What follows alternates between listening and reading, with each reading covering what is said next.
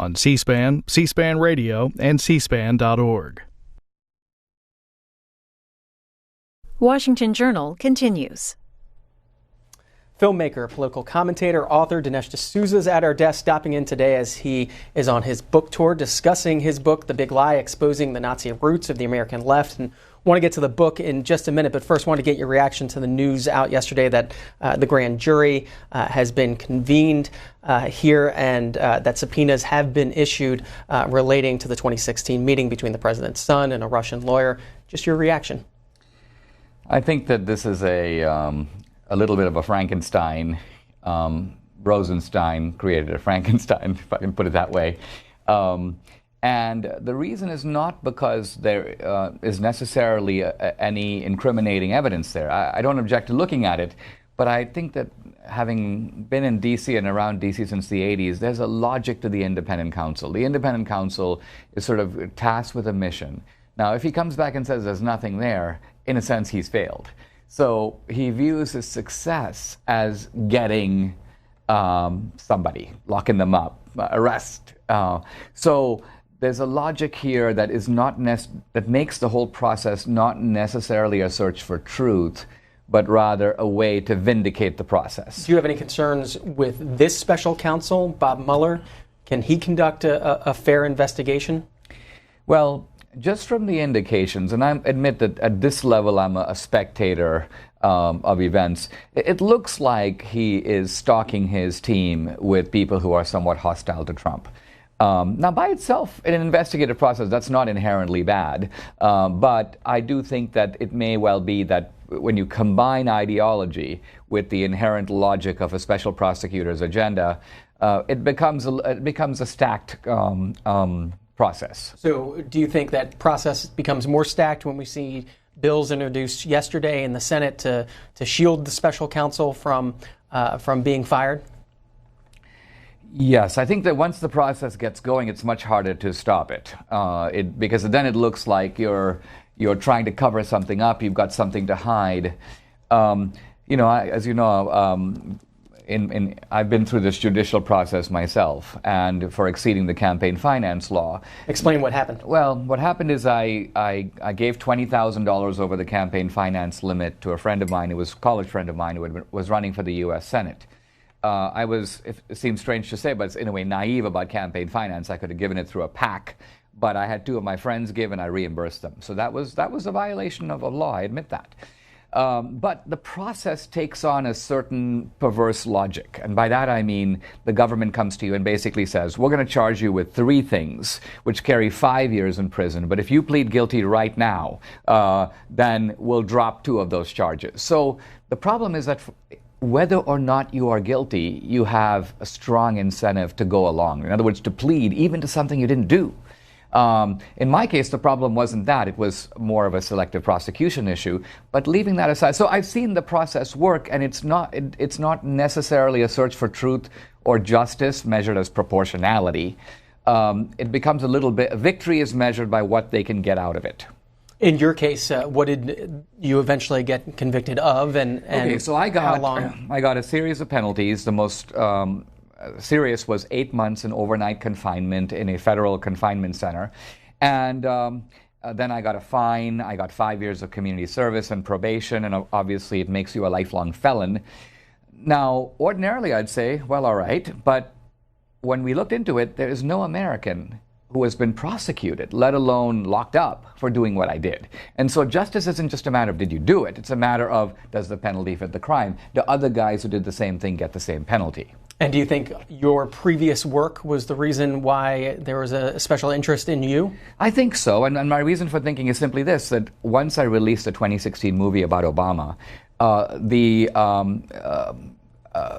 vituperative attacks on the movie appeared regularly on the website barackobama.com. Now, Obama may not write those attacks, but he certainly oversees it. That's his personal website.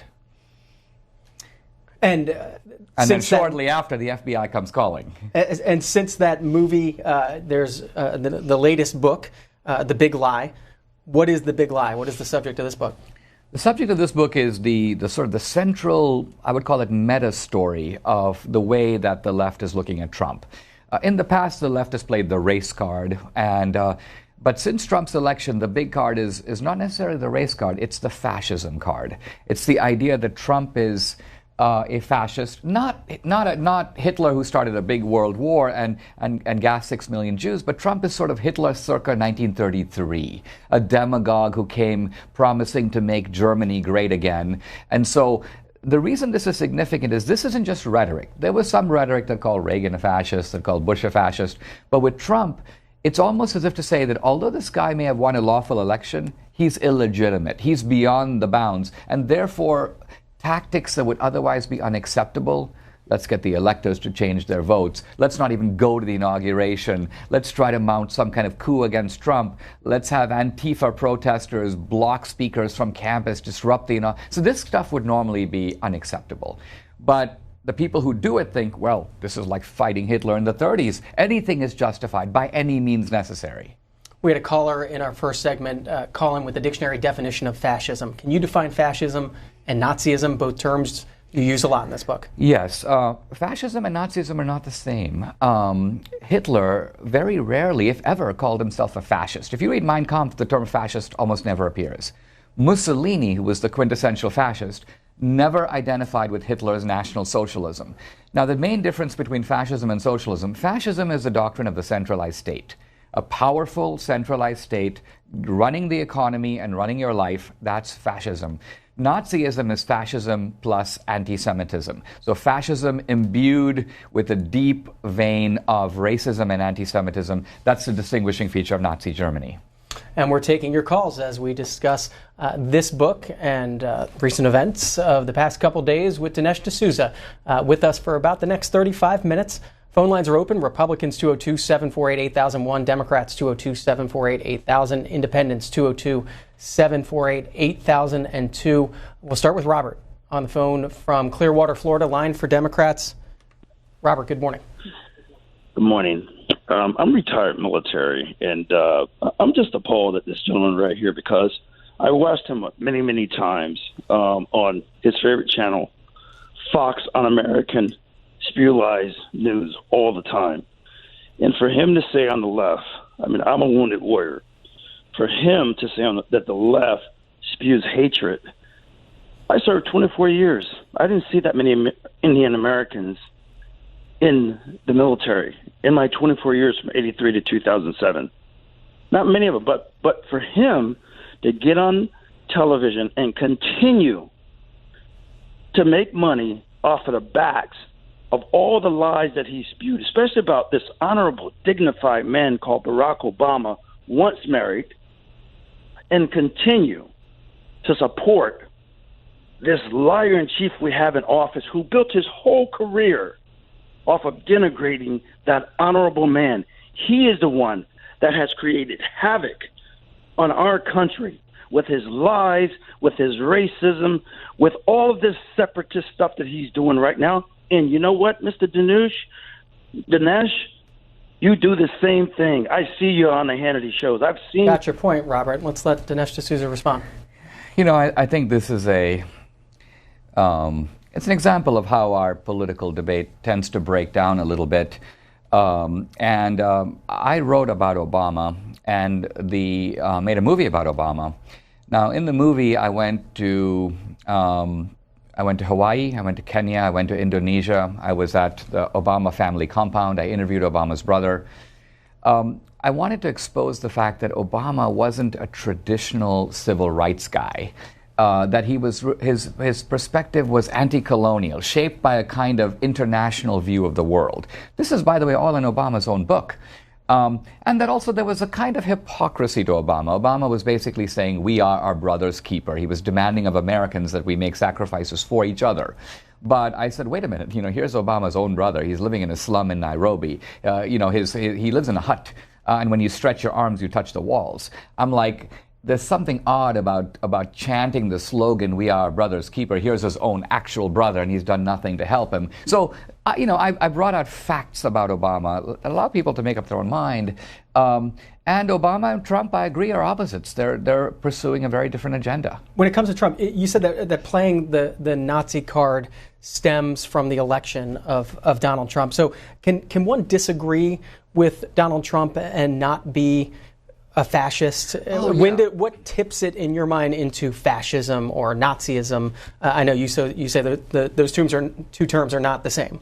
Yeah, I mean, I'm talking about the guys, for example, who wear masks, they wear costumes, they carry bike locks and brickbats as weapons. If I show up on campus, it's not surprising to have these dudes try to block me from speaking. Now, it's not as if the campuses are overrepresented with conservative viewpoints. Very often, young people today don't even know what a conservative is. They don't know what conservatives want to conserve. And so yet, if you try to squeeze that point of view, I'm there on Monday, I leave on Tuesday, the professor's there every day, and yet they want to block me. So this is a fascist tactic, and yet paradoxically it is carried out in the name of anti-fascism. So I'm faulting those who justify extreme rhetoric and use it to legitimize otherwise unwarranted behavior. I'm not saying that every Democrat is a hate speech monger. George is in Ocala, Florida. Line for Republicans. George, go ahead. Yes, good morning, gentlemen. I think it's all obstructionism. I don't really think that they have anything on President Trump that is worth taking to the grand jury or any place else. I think that if they say it enough, that people will not see the follow-up story and believe what they heard initially. And I think a lot of it is fake. Now, I want to ask you one question, please, and then I'll go. I, too, am a wounded combat veteran. And you didn't give that guy much time, but, if a black person gets on there, man, you'll let them go for as long as they want to go, and most of the time they say nothing. George, George, not true. We try to give everybody as much time as we can. We just have a lot of callers we also need to get to as well. So what question do you want to ask Dinesh D'Souza? Okay, what I wanted to ask the gentleman was that officer, that lifer in the Army, was he correct when he asked you those questions?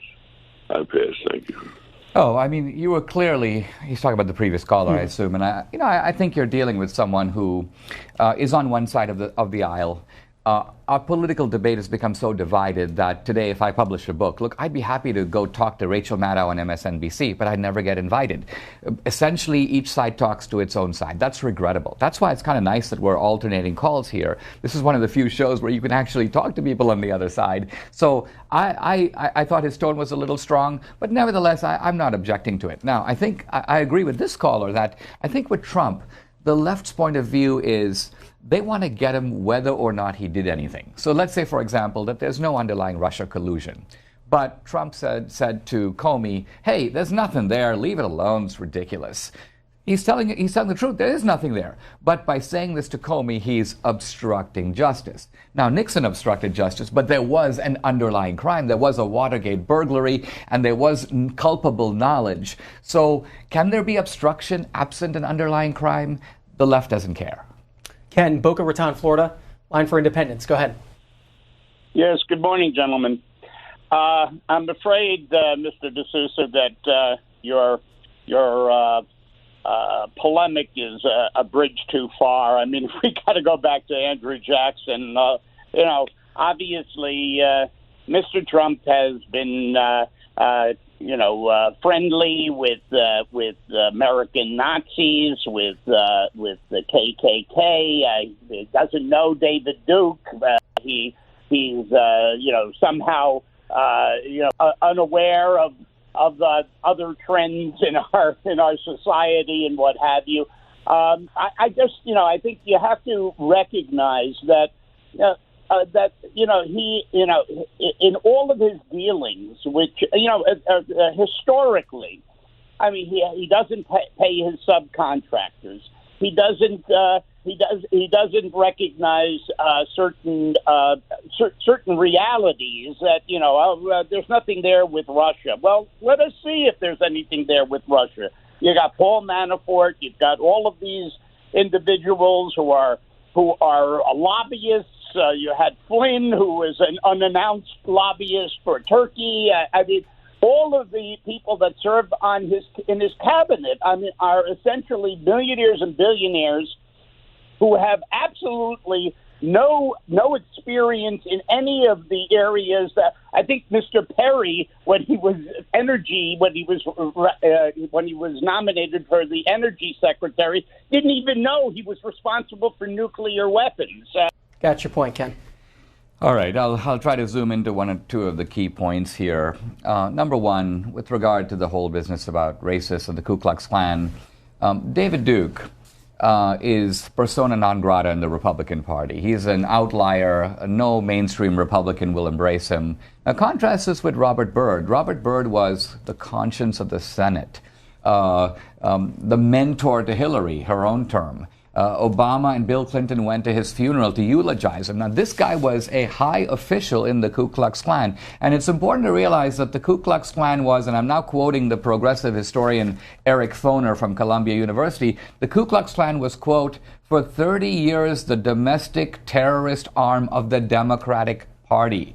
It was a delegate to the Democratic National Convention who founded the Klan. The Republicans shut down the Klan. President Woodrow Wilson revived the Klan, and the Klan was an extension of Democratic Party violence and terrorism. So to now pick on a handful of ragtag guys and basically go, hey, they endorse Trump because they don't have a job and he wants to make America great again.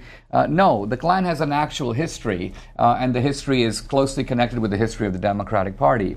I guess I'll leave it at that. One section from your book, you write, the fascism card is used to intimidate conservatives and Republicans into renouncing Trump for fear themselves of being branded and smeared. Nazism, after all, is the ultimate form of hate, and association with it, the ultimate hate crime. In this book, I turn the tables on the Democratic left and show that they, not Trump, are the real fascists. They are the ones who use Nazi bullying and intimidation tactics to subscribe to a full-blown fascist ideology. In the sentence before, you said calling somebody that is the ultimate hate crime. Do you fear that you are then doing exactly what you condemn Democrats for by saying that they are the ones who are the Nazis, the fascists? This is a very fair question because I seem to be turning the tables, and I am turning the tables, but I'm doing it not in a... I don't use Nazism and fascism merely as sort of rhetorical javelins. Usually most people who use the term have either no idea what it means or they're referring to some vague definition that isn't even really right. So, for example, it's commonly said that Trump is a fascist because he's a nationalist. He's an ultra-nationalist, and that makes him a fascist. Now, I know that Gandhi was a nationalist. Mandela was a nationalist. All the anti-colonial leaders were nationalists. Churchill was a nationalist. The American founders were nationalists. Now, obviously, these people weren't fascists. So nationalism does not equal fascism. It's just a wrong definition. So how did we get a wrong definition? We got a wrong definition because after World War II, when fascism and Nazism were stained with the odor of Holocaust, the progressives who were coming to power in the academy and the media, they knew what fascism was. But they said, look, fascism has always been on the left. We need to move it into the right-wing column. So I'm attacking an historical revisionism that redefined fascism to move it from the left-wing column. Remember, Mussolini was a Marxist. He was the leading socialist in Italy. Hitler's party, the National Socialist Party. So Hitler emphasized the socialism and National Socialism, but today the left has taken it out because it's a little bit of a whitewashing operation. To San Diego, California, Elizabeth Line for Democrats. Good morning. Good morning. A few years ago, I picked up a book in a thrift shop, and it was called Hitler's Propaganda Machine. And they defined what the real big lie is. And I've seen it employed by the right leading up to this last election for probably the last 20 years with the conservative radio and confluence with Fox News and big money put behind people like Dinesh D'Souza. The big lie is that one tells a lie that's so outrageous that no one would believe that you told the lie on purpose.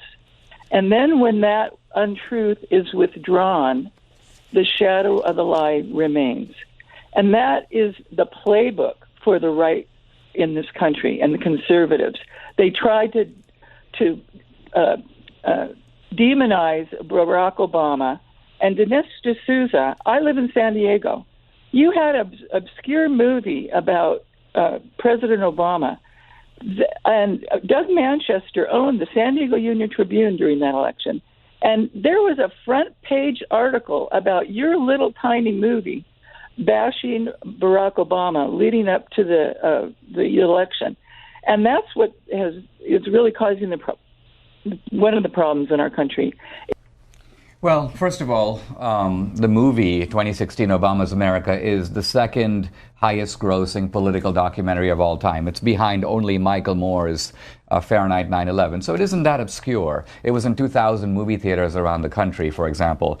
Her point about the big lie, it's almost like she's making some of the same points that you make at the beginning of your book about the big lie, just from the other side. But right. Now, it's important to realize, because, again, many people think Hitler invented this concept of the big lie, and it's a description of Hitler's propaganda.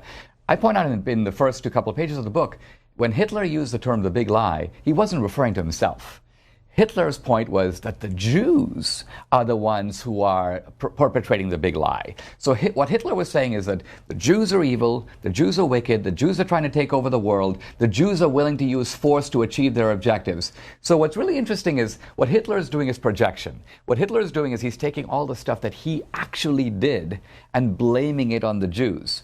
And so this is called transference, Freud's term. You take your own sins and you project them onto others.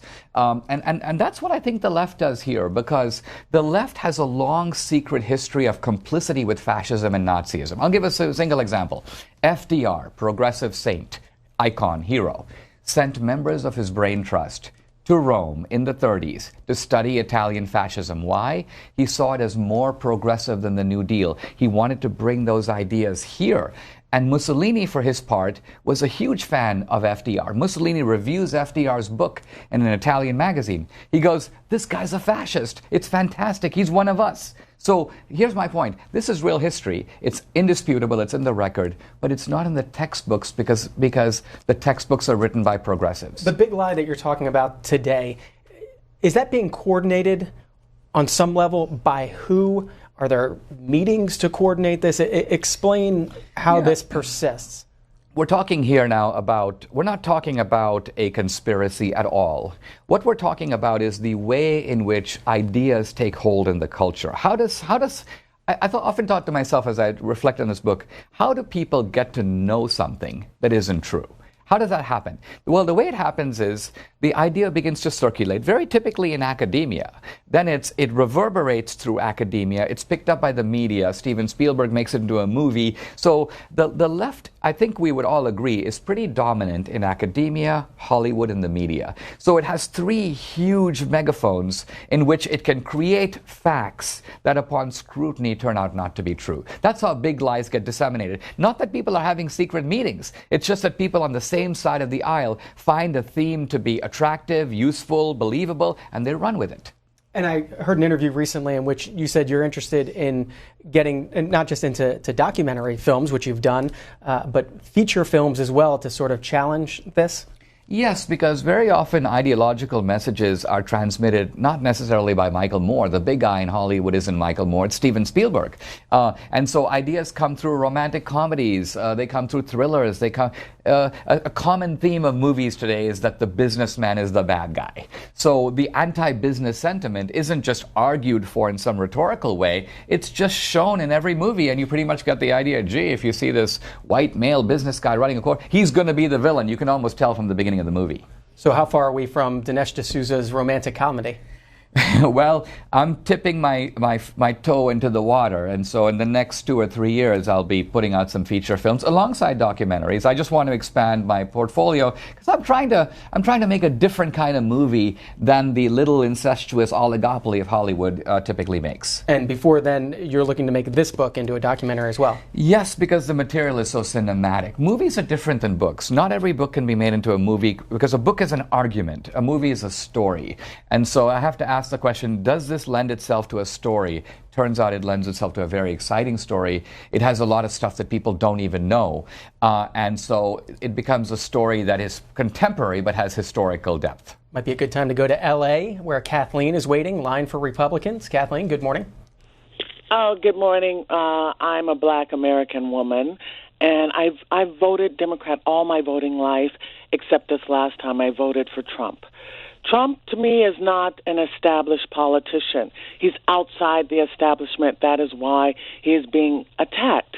You know, they say the proof is in the pudding. The devil is always in the details.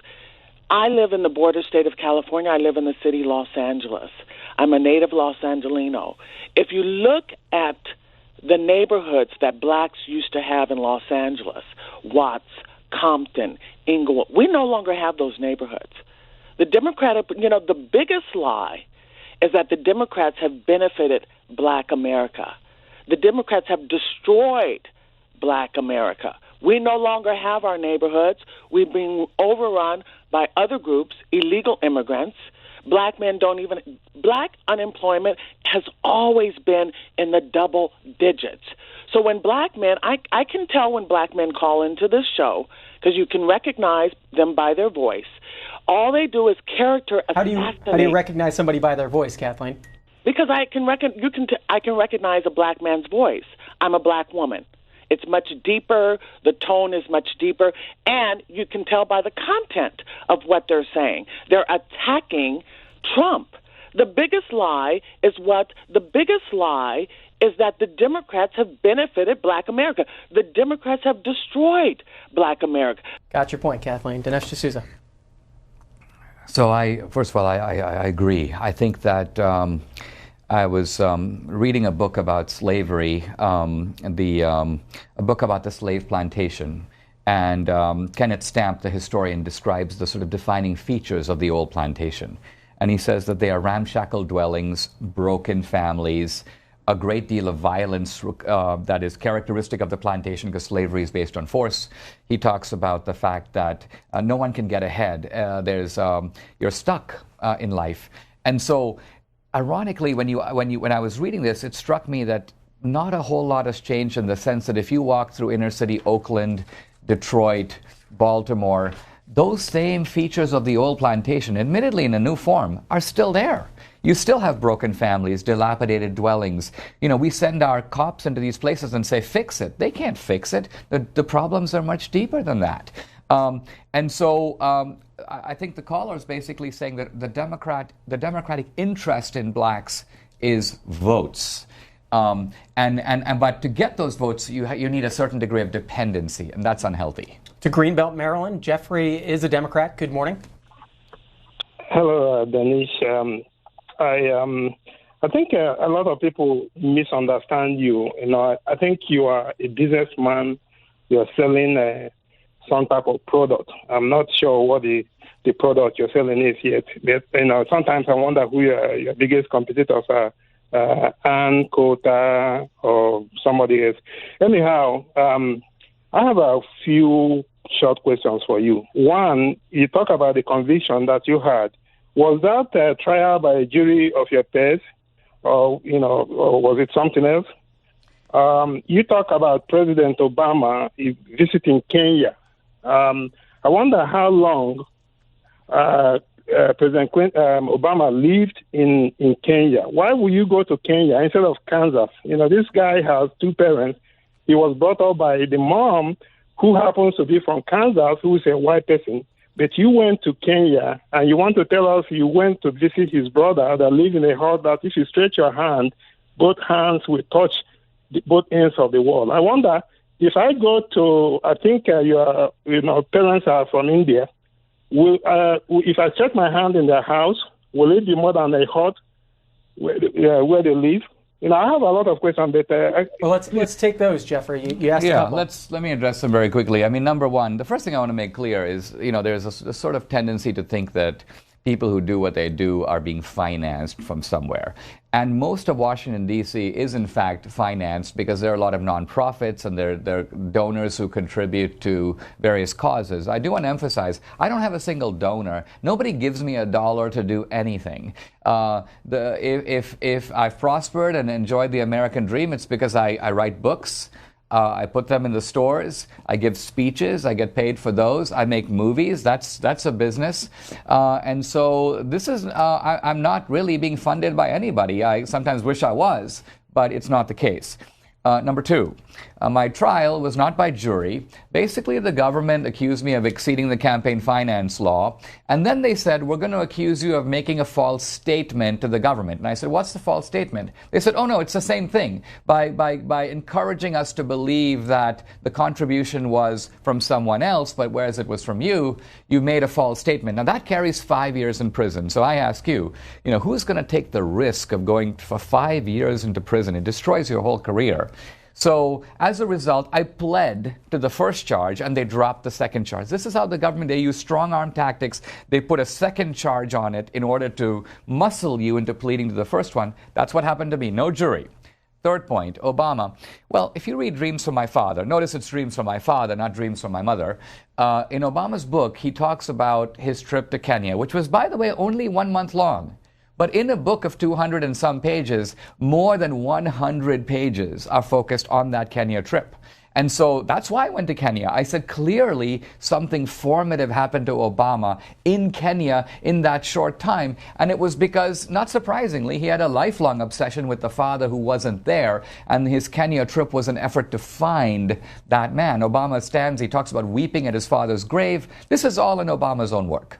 To Lockport, New York, Sean is a Republican. Good morning. Good morning, gentlemen. How are both of you? Doing well. Go ahead. Yes, Mr. D'Souza, I just wanted to say I did go see Hillary's America, and I enjoyed it very much. I knew the history of the Democratic Party, but not in that much detail. And I was just wondering if either one of you have seen a documentary called A Wolf in Sheep's Clothing.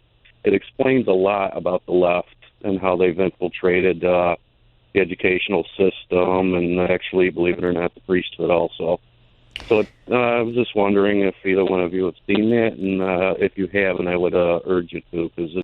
Go ahead. I'll keep it in mind. I try to watch almost a movie a day, and so I will put that on my list. I haven't seen it. I will say that that this book, just like the Hillary book, has all kinds of new stuff about the complicity between the left and the, in this case, the fascists and the Nazis. I'll give a single example.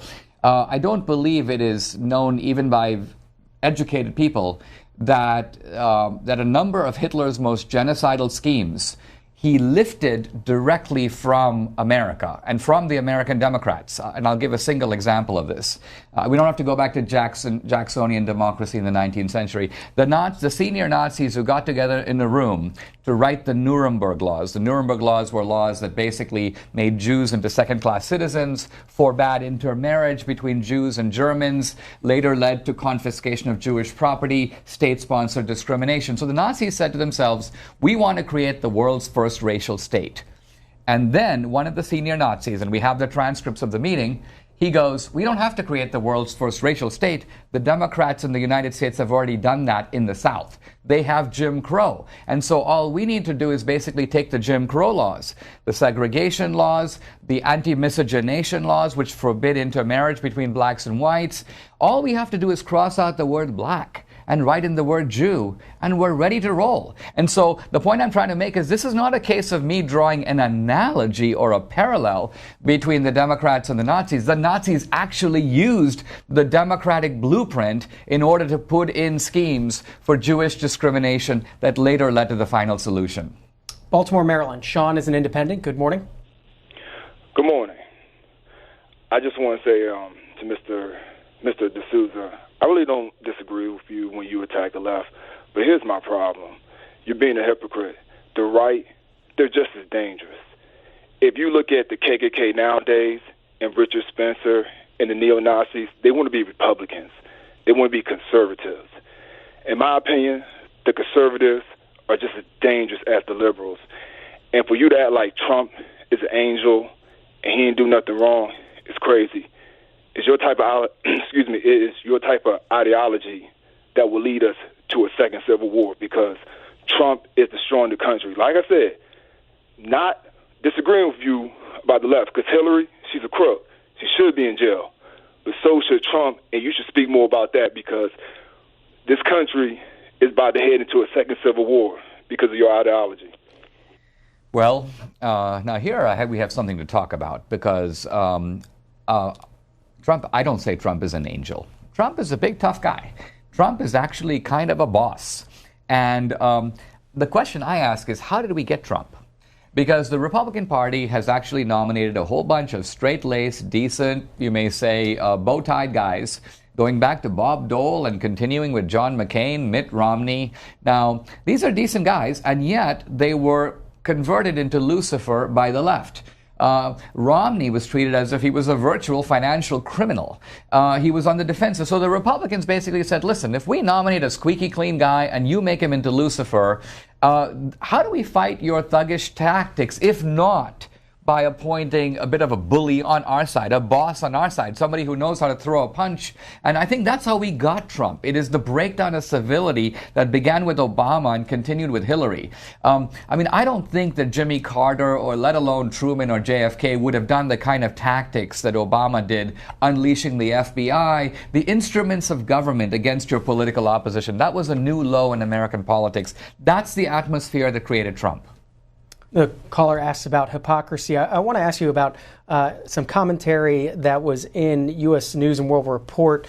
Nicole Hemmer is contributing editor there. One of the things she touches on in her article, it's ideology out, hucksterism in, and she focuses on this book and you, is your treatment of Democrats and their treatment of American Indians, and that is an inspiration for what eventually happened down the road. She writes, D'Souza writes mournfully of the genocide of American Indians in the early 19th century, which I found curious because in an earlier book in which he denounced the shame narrative of American history, D'Souza flatly stated that there was no genocide of American Indians, that this was just another big lie by the left to make Americans ashamed of their country. But 3 years later, D'Souza now sees an American history not only littered with unspeakable crimes, but one that is responsible for inspiring the Nazis' catalog of horrors. I want to give you a chance to respond. Yes, and there's a little bit of nuance going on here, because when people accuse America of committing certain crimes, genocide against Native Americans and so on, I would argue that there's a fake genocide and there's a real genocide. So the fake genocide is the genocide blamed on Columbus and the American founders. Let's take Columbus, for example. Columbus did not perpetrate genocide against anybody, but when the white man first came to the American continent, he brought with him diseases that he didn't know about, and to which the American Indians had no immunities. And so there was a massive transfer of disease. There's a whole book about this by the historian William McNeill called Plagues and Peoples. And so genocide requires the intent to wipe out a population. So I would contrast Columbus's non-genocide, which the left is inconsolable about. Columbus was a genocidal maniac. No, he wasn't. Now, the guy who was a genocidal maniac was the founder of the Democratic Party, Andrew Jackson. There's a big difference. Andrew Jackson basically took the Indians, and remember, there were a whole series of treaties between the Indians that had already been made. So the Indians were sitting on land that had been granted to them by treaty. Jackson breaks these treaties. He drives the Indians further west. He produces the horrific event called the Trail of Tears. He almost wipes out the Cherokees as a people. So if you look at the simple UN definition of genocide, intent to wipe out a people, the actual wiping out of the whole or part of those people, their dispossession and relocation, this does not apply to George Washington or Thomas Jefferson or Columbus, but it does apply to the Jacksonian Democrats. Hitler knew it. That's why he appealed to the Jacksonian Democratic example when he said, I love this. He goes, this, what the Jacksonian Democrats did, I'm going to do to the Poles, the Slavs, the Eastern Europeans, the Russians. So Nicole Hemmer is conflating those two things. That's the problem. I wonder what you'd make of President Trump's interest in Andrew Jackson from Politico, along with mentioning the former president, invoking, praising him. In addition to remarks on Twitter, Trump placed a portrait of Jackson in the Oval Office, made a pilgrimage to the late president's tomb in Nashville less than 2 months after being sworn in. This is why Trump needs to read my book. This book and also the earlier one, Hillary's America, because Andrew Jackson is not somebody to get all excited about. Now, Trump visited the Jackson plantation. Now, I know from visiting, I visited about 3 presidential libraries. Most of them are propaganda operations. When I went to the Bill Clinton library, for example, it's really funny. You have all this data, number of computers when Bill Clinton came in, number of computers when he left, right? And then a towering image of Bill Clinton as if I did all all that. It's ridiculous. So I can see how Trump going to the Jackson Library was suckered into believing that Jackson was some kind of great guy. It's a big mistake. I would take Jackson off the bill. I would replace him with a good Republican, Harriet Tubman. And so this is one issue on which a lot of progressives would agree with me. Andrew Jackson was a bad guy, Harriet Tubman the real heroine. Let's go to Tennessee. Donna is in Chattanooga, line for Democrats. Go ahead. Hi, I would like to first just say that Edward Snowden probably could help us out with this Democrat, Republican, who's doing right, who is not. Because Russia took him in to further inform the American people of political agendas here in America. The people were being neglected on many levels. The children were first to feel trumped. Someone political had to inform the people whether this person be a journalist whom could be looked at as opportunist at this point, who has the upper hand on keeping dirty little secrets. One could ask Democrats whom has offered ideas to save their seats to give them up if they can't hold Congress accountable and what's being revealed, since they, as well as Republicans, are in the same boat. Take it a bit further to advise them to leave all of them to leave their seats and start advising people who's ready to come, because they're ready to come and help this American situation out. Yeah, I'd like to address this call, but I also want to pick up a point that was made a little earlier about white power and about this whole notion that these white power guys today are in the Trump camp. I want to try to think about why that is the case, because, see, on the left you now have this sort of umbrella called multiculturalism, and multiculturalism is a doctrine of the affirmation of ethnic identity. Hey, blacks, feel very proud of who you are. Hey, Hispanics, feel very proud of who you are. Hey, Asians, feel very proud of who you are. Hey, whites, no, you take the blame for what everybody else has suffered and you feel really bad about. So this is the problem. Multiculturalism as an umbrella excludes whites. Now, if it included whites, I believe that the Ku Klux Klan's guys and Richard Spencer, whatever his name is, all these guys would be in the Democratic camp. They would affirm the same ethnic nationalism that all these other groups are encouraged to affirm. But because the construction of the Democratic Party is this Manichaean distinction between all other ethnic groups good and whites bad, it drives the white nationalists out of the Democratic Party, and their only alternative is Trump. So I think that this is why we find the anomaly that because the kind of things that Richard Spencer and these guys believe, this is what the Democratic Party has believed for 150 years. He belongs over there, but the reason he's not over there is there's no room for him. One more call. Bob in Kingwood, Texas, line for Republicans. Go ahead. Yes, good morning. I'd like to congratulate Mr. D'Souza on his thoughtful and careful decision-making in the way he analyzes situations. First off, the first caller that you guys had today was a Democrat, and he immediately came out with the race side of it, trying to bait Mr. D'Souza into saying something about his Eastern Indian heritage not being in the military and so forth. And that's a typical tactic. But, Mr. D'Souza, a question for you, and this has to do with the media. You know, the first 15 minutes of the CBS News or ABC or NBC this morning always is going to be focusing on Russia and Trump. It's at least 15 to 20 minutes. You mentioned about the media. You'll never be invited on MSNBC or CNN because of just the way that they know your political background. So the media in America has so much power, so much influence. How are you going to break it? I know you said you were going to try to get your own movies and things like that, but how can America take back the most powerful of the four estates, the media, and make it a reasonably unbiased and straightforward presentation of information? In our last minute or so. Yeah, seems like a funny way to respond, but the Nazis had a term called Gleichschaltung. Gleichschaltung means coordination. And what the Nazis tried to do is bring all the cultural institutions of society, their universities, the media, their filmmaking industry, into harmony with the priorities of Nazi ideology. I think we have something called Gleichschaltung. It's political correctness, and it's enforced with ruthless intensity. I mean, there's a group in Hollywood called the Friends of Abe. These are conservatives. There are 2,000 of them, but they meet in secret. People actually wear disguises to the meetings. Why? Because if their views were known, they would never work again in that town. So in a way, I'm not so scared of the Antifa thugs at Berkeley on the street. I'm much more scared of the studio bosses and their power. The same is true with the media. I think the good news is because of technology today and social media, there are ways to get information out that bypass the media. If the ordinary citizen feels like I don't have much power, I only have 30 friends on Facebook, well, but each of them have 30 friends on Facebook. So you're a mini publisher. You can actually get information out. So I think that there are countervailing forces today, maybe small, but that can get bigger over time. The book is The Big Lie, Exposing the Nazi Roots of the American Left. The author is Dinesh D'Souza. We appreciate your time stopping by. Thank you. Up next, we'll be joined by the executive director of the civil rights group Color of Change, Rashad Robinson.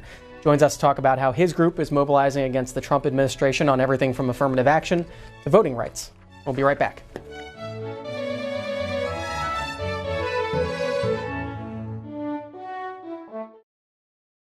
Sunday on In Depth, American educator, Tea Party activist, author, and attorney Chris